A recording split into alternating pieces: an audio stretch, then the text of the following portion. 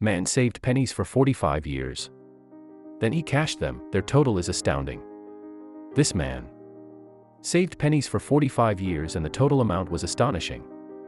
There is an old saying, a penny saved is a penny earned. Well, a man named Anders took that literally. This guy saved pennies for 45 years and then he cashed them in and their total is astounding.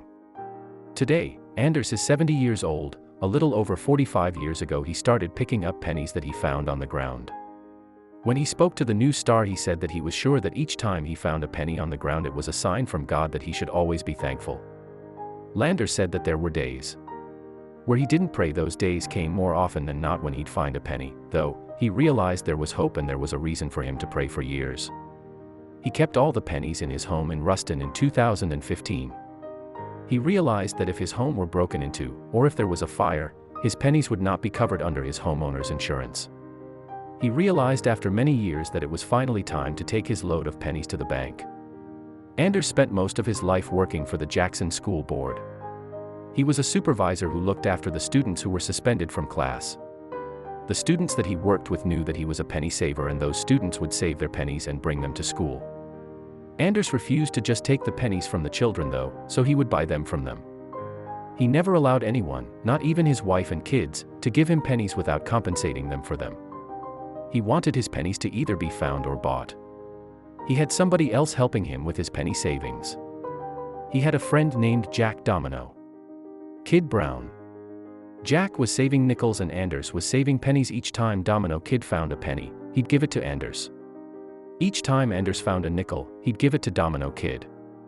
When one of them found coins for the other, there was no paying each other back. They had what they called an exchange program. Each man would often try to outdo the other by building up their collections. When Anders would visit somebody's home, he had no problem keeping the penny. He would tell the homeowner if he found a quarter or a dime. If he found either of those, he would return it to the homeowner and then let them know that if it had been a penny, it would have gone in his pocket. He'd also hold on to a nickel and tell the homeowner so that he could continue his exchange program with his friend. He was so serious about saving his pennies that he stopped spending pennies altogether. He didn't spend a single penny, even if he had to.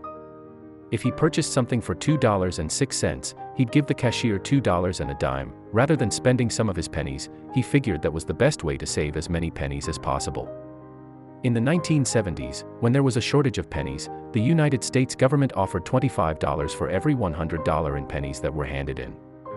Anders could have easily cashed out his pennies that way, but he didn't. He chose to hold on to his collection and continue saving. This was before Coinstar was invented, which makes it easy to cash in change without needing to roll it. Nowadays, he didn't waver. His penny collection was his pride and joy, and he wanted to continue saving even if the US government was giving him an easy way to cash in on his fortune. When Anders decided that it was finally time to cash in his load of pennies, getting them to the bank was not an easy task.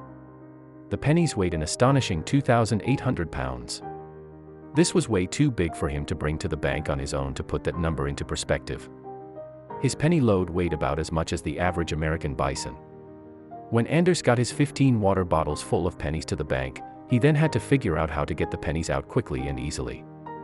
Anders decided that the best way to do that would be to take in parks to the containers to break them and get the pennies out. When they got the pennies out of the containers, they still needed to be counted to make things as easy as possible. Automatic counting machines needed to be used. Had they tried to count the 2,800 pounds of pennies by hand, it would have taken far too long. The containers were broken into plastic buckets and then they poured the pennies into the counting machine. Even with automatic counters, it took over 5 hours for the bankers to count the pennies. The bank staff had to switch out the coin bags every 20 minutes because each one only held about $50 worth of pennies. When the pennies were finally done being counted, the moment of truth came. Anders was so excited to find out how much money he had after 45 years of saving pennies. He ready, the total came out to $513,614. Over half $1 million, this averages out to 31 pennies per day over the course of 16,425 days, according to Anders. If he wasn't worried that his homeowner's insurance wouldn't cover the pennies, he'd probably still be saving them today rather than cashing them in. Andrews isn't the only person who saves their panties, either. In 2015, A man named Mr. Gan bought a new car in China using collected change. He bought his car with $660,000 in coins and $20,000 notes. His haul weighed 8,000 pounds in the USA. Man named Ira Key saved up his pennies when he took his all to the bank. It weighed 500 pounds. And he cashed it in for $816. When Andrews was asked what he would be spending that money on, his plan was a bit less fun than going to Vegas or buying a Rolex. He says that he needs to have some expensive dental treatments and he'd be using the money to cover the cost. On the plus side, he's going to have some glamorous chompers subscribe for more.